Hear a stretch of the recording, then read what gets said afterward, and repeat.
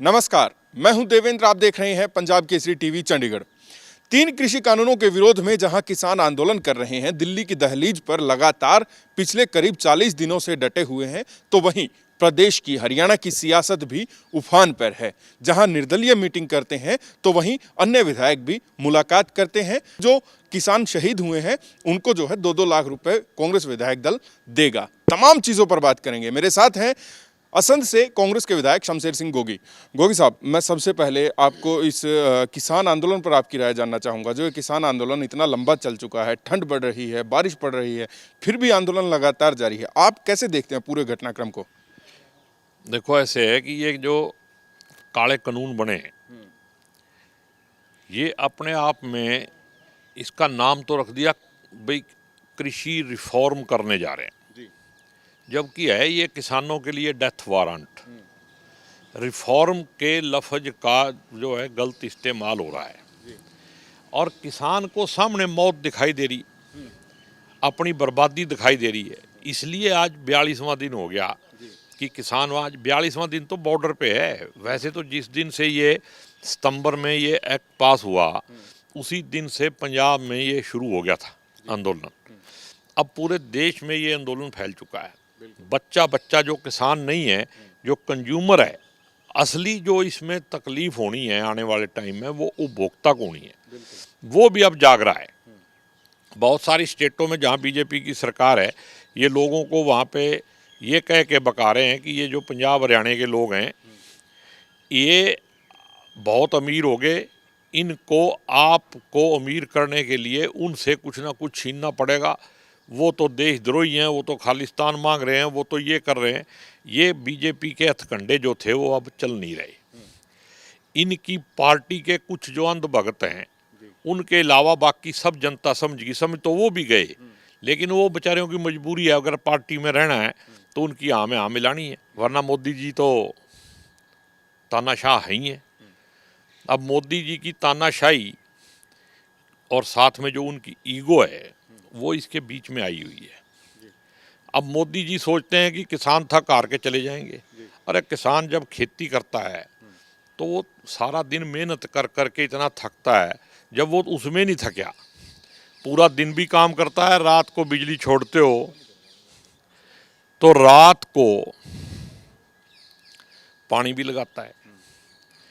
अब बरसात में भी आपने देखा कितनी हिम्मत से किसान पानी के अंदर खड़े होकर रात काट दी उन्होंने। और दूसरी तरफ जो सरकार है, वो सोए हुए किसानों पे रात को 12 बजे अश्रु गैस के गोले छोड़ रही। ऐसा जुल्म तो शायद अंग्रेजों के राज में आपने सुना हो, मैंने तो सुना नहीं, ऐसा कभी नहीं हुआ। और अब किसान तो कह रहे हैं भी हम वापस नहीं जाएंगे, अगर बिल वापसी नहीं तो घर वापसी नहीं। और मैंने एक किसान नेता की बात सुनी, वो कह रहे अभी क्या है, गोली चला देंगे ना, जलियांवाला बाग में भी चली थी। तो ऐसा तो नहीं कहीं जो अंग्रेजों का राज हमने ख़त्म किया था, हमारे बुजुर्गों ने लड़ाई लड़के शहीदियाँ दे के जो इस देश को आज़ाद कराया था, कहीं वो अंग्रेज कहीं दूसरे रूप में तो नहीं आगे फिर। एक आपने बात कही कि जो भाजपा शासित राज्य हैं वहाँ पर किसानों को बहकाया जा रहा है। लगातार हम 10-15 दिन से जो है बॉर्डर पे थे, कवर कर रहे थे। वहाँ पे कुछ किसानों का ये भी कहना था, जैसे गुजरात से, हिमाचल प्रदेश से, कि उनको यहाँ तक आने ही नहीं दिया जा रहा, बीच में रोक लेते हैं। ये बिल्कुल गुजरात के लोगों ने कहा, मध्य प्रदेश के लोगों ने कहा, यूपी के अंदर तो जब पूरा यहाँ बॉर्डर सील कर दिया तब उनको आने दिया। हर टोल प्लाजा पे उनको रोक किया गया, ट्रैक्टरों की हवा निकाल दी गई। सब मतलब तानाशाही रवैया जो है इस बीजेपी सरकार का, वो पता चल गया। और इससे एक बात क्लियर होगी कि सरकार की नीयत जो है वो खराब है, वो कहीं भी संवेदनशील नहीं है किसानों के प्रति। और एक तरफ तो अन्नदाता कहते हैं और एक तरफ दाता के ऊपर ही जुल्म करते हैं। तो जो दाता पे जुल्म करेगा उसका भविष्य क्या होगा? ये कृष्ण महाराज जी गीता के उपदेश में, जिसको लेके गीता का नाम लेके वोट बटोरते हैं ना बीजेपी वाले, उस गीता में ही लिखा है ये कि आने मतलब वाले समय में जैसा कर्म करोगे वैसा फल देगा भगवान। तो जैसा ये कर्म कर रहे हैं वो फल इनको मिलेगा। एक मैं ये जानना चाह रहा था, 8 दौर की बातचीत हो गई है किसानों की और सरकार की। आपका तजुर्बा है, किस तरीके से देखते हैं आगे? क्या मतलब क्या ये तारीखें और ज़्यादा चलेंगी या बात बन जाएगी जल्दी?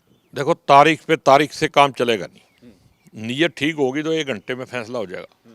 जब नीयत ही ठीक नहीं है, भाई इन 3 एक्टों की क्या इमरजेंसी थी, मेरे को ये बताओ। इस महामारी के बीच में ऐसी कौन सी समस्या हमारे देश पे आई हुई थी, कौन सा पहाड़ टूट रहा था कि पहले अध्यादेश लाओ, फिर फटाफट कानून बनाओ। किस किसान ने कहीं आंदोलन किया? बनने के बाद तो आंदोलन हो रहा है। क्या कानून बनाने के लिए कहीं आंदोलन हुआ, कहीं प्रदर्शन हुआ? तो सरकार तो इस एक बात का ही जवाब दे दे कि सरकार को किसने कहा था ये कानून बनाने के लिए। ये चर्चा 30 साल से चल रही होगी, 50 साल से चल रही होगी, पर किसी सबको पता था पूरे देश विदेश में, और हमारे देश में बिहार में ये कानून लागू किया गया पायलट प्रोजेक्ट के तौर पे। बिहार में हुआ, वहाँ का किसान का सत्यानाश हो गया। पूरे देशों में विदेशों में सब्सिडी के सारे किसान जिंदा है, इसी कानून के तहत वो सत्यानाश हुआ है। और क्या ये अगर हरियाणा पंजाब के लोग अच्छा खाना खा रहे हैं तो इनको चाहिए तो ये था कि पूरे देश को हरियाणा पंजाब के किसान के बराबर ले आके खड़ा करते, फिर तो हम कहते हैं कि मोदी जी देशभक्त हैं। ये तो देशद्रोह जैसा काम हो रहा है। एक आपने देश विदेशों की बात कही, विदेश के प्रधानमंत्री जो हैं इंग्लैंड के नाम बोरिस बोरिस जॉनसन। दोबारा करूंगा सवाल। एक देश विदेशों की आपने बात कही है, इंग्लैंड के प्रधानमंत्री बोरिस जॉनसन जो हैं उनका दौरा अब रद्द हो गया है। वो कहा तो ये जा रहा है कि कोरोना को लेकर, चर्चाएं सोशल मीडिया पर भी यही हैं कि ये किसान आंदोलन को देखकर उन्होंने अपना रद्द कर दिया। इसको किस तरीके देखते हैं आप? नहीं, ये तो आज से 20-25 दिन पहले जब ये अखबार में आया कि यूके के प्रधानमंत्री यहाँ 26 जनवरी को आएंगे, साथ में ये वीडियो आ गई थी कि वहाँ के बहुत सारे एमपी जो हैं उन्होंने मिल के प्रधानमंत्री को कहा कि वहाँ ह्यूमन राइट्स का हनन हो रहा है, वहाँ किसानों पे जुल्म हो रहा है, वो ठंड में वहाँ बैठे और आप वहाँ कैसे जाओगे? हम तो डेमोक्रेसी के सबसे नंबर 1 अपने आप को मानते हैं, फॉलोअर हैं, और आप डेमोक्रेसी में रहते हुए वहाँ कैसे जाके बैठोगे? वहाँ पे तो जुल्म हो रहा है। आप पहले उनको कहो कि उनका मसला हल करें। तो उनके ऊपर दबाव था। अब वो कोविड का बहाना लें, कुछ लें, और इसी मतलब किसान आंदोलन की वजह से मोदी जी को ये भी थोड़े दिनों में पता चल जाएगा कि विदेशों में इसकी कितनी इज्जत बढ़ी है। ये विश्व गुरु बनने जा रहा था ना, अभी पता चलेगा जहाँ जहाँ जाएगा। पहले दौरे तो क्या इवेंट मैनेजमेंट है, पैसा देश का, देश के अंदर लोग भूख से मर रहे हैं और ये विदेशी दौरों पे हजारों हजार करोड़ रुपये खर्च कर रहे हैं। ये कहीं जहाज खरीद रहे हैं, कहीं सेंट्रल विस्टा बना रहे हैं। मैं कहता हूँ पहले लोगों को रोटी दे दो, कुपोषण से मरने वाले बच्चों को तो बचा लो। आप पहले उनको बचाओगे या पहले जहाज खरीदोगे? बिल्कुल। विदेश की राजनीति की बात कर ली, देश की राजनीति की, प्रदेश में आ जाते हैं। प्रदेश के विधायक, निर्दलीय विधायकों ने बैठक की। एक विधायक जो हैं उन्होंने अपना समर्थन वापस ले लिया और चेयरमैन पद भी त्याग दिया। फिर निर्दलीय विधायकों की बैठक हुई, जजपा विधायकों की भी जो है बैठक हुई है, हालांकि वो ज़्यादा खुलकर सामने नहीं आ पाई। आप प्रदेश की राजनीति में इस किसान आंदोलन को लेकर जो रुख है, सत्ताधारी पार्टी की पहले बात करें, कैसा देखते हैं आप? देखो, ऐसे है कि जो किसान अंचल के लोग हैं और जो विधायक भी हैं, मंत्री भी हैं, आत्मा से वो दुखी हैं। क्योंकि जब वो घर जाते हैं तो घर वाले भी उनको कहते हैं भी तुम गलत कर रहे हो। बेशक वो मंत्री हो, एक तरफ लालच है सत्ता का, इंडिपेंडेंट हो चाहे जजपा के हों, सब आत्मा से इस किसान आंदोलन के समर्थन में। ये जन आंदोलन है, ये पूरे देश का आंदोलन है, इससे कोई बच नहीं सकता अब। लेकिन बीमारी दूसरी है कि कुछ कानून ऐसे हैं और कुछ सत्ता का लालच। अभी 3.5 साल पड़े हैं इलेक्शन में, इसलिए वो छोड़ पा नहीं रहे। लेकिन मेरी अपील है उनसे भी, अगर कोई किसान का बेटा है और आज किसान को उसकी ज़रूरत है, अगर मान लो किसी का बाप जो है वो हॉस्पिटल में खून की वजह से मर रहा है, अब उसको खून चाहिए, आज अगर उसका बेटा उसके लिए खून नहीं दे सकता तो ऐसे बेटे का क्या करना है? अगर ये किसान के बेटे हैं तो इनको सत्ता का लालच छोड़ के तुरंत प्रभाव से किसान के समर्थन में आना चाहिए और यहाँ सरकार से अपना समर्थन वापस लेना चाहिए, क्योंकि हरियाणा की ही एक ऐसी सरकार है जिसने किसानों पे जुल्म किया है सबसे ज़्यादा। क्या किसान को हक नहीं है दिल्ली जाने का? क्या वो इस देश का नागरिक नहीं है? क्या सरकार जनता, अगर लोकतंत्र में उसके वोट से भी तो सरकार बनी होगी, उनको सड़कें खोद दी, उनके ऊपर मतलब लाठियां बरसाई, उनके ऊपर वाटर कैनन चलाया, और वो भी गंदे पानी का। तो ये हरियाणा में ही क्यों हो रहा है? तो ऐसी सरकार को जो किसान के बेटे समर्थन दे रहे हैं, किसान उनको अपने बेटा होने से खारिज भी कर सकते हैं, ये भी उनको याद रखना चाहिए। क्योंकि जो बाप का नालायक बेटा हो ना, वो उसको कहते हैं ना मेरी प्रॉपर्टी से इसको बेदखल कर दो, तो इन लोगों को भी बेदखल कर देंगे लोग, ये इनको समझना चाहिए। एक क्योंकि मंत्रिमंडल का विस्तार होना था, काफ़ी लंबी चर्चा दिवाली से पहले, उससे पहले भी चली थी।